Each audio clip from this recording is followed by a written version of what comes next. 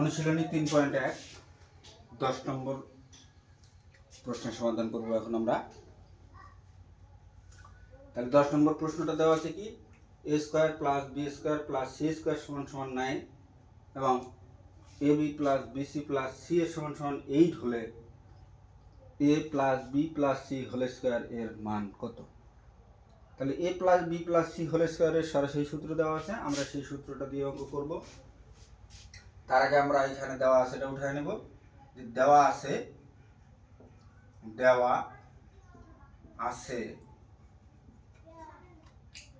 a square plus b square plus c square সমান সমান 9, ab plus bc plus ca সমান সমান 8। আর প্রদত্ত রাশিটা হচ্ছে আমাদের কি, আমাদের প্রদত্ত রাশি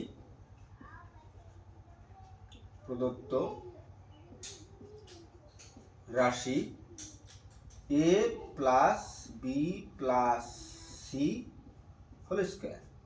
তাহলে এটার আমরা অঙ্ক করব। তাহলে এটার সূত্র আছে a plus b plus c whole স্কয়ারের সূত্র কি? তাহলে a plus b plus c whole স্কয়ারের সূত্র আমরা লিখতে পারি যে a square plus b square plus c square plus 2ab plus 2bc plus 2ca। এটা হলো a plus b plus c whole স্কয়ারের সূত্র। তাহলে আমরা এখানে মান বসাই দিতে পারি। তার আগে একটা কাজ করে নেই, যে a square plus b square plus c square plus 2 কমনে থাকে কি ab plus bc plus ca।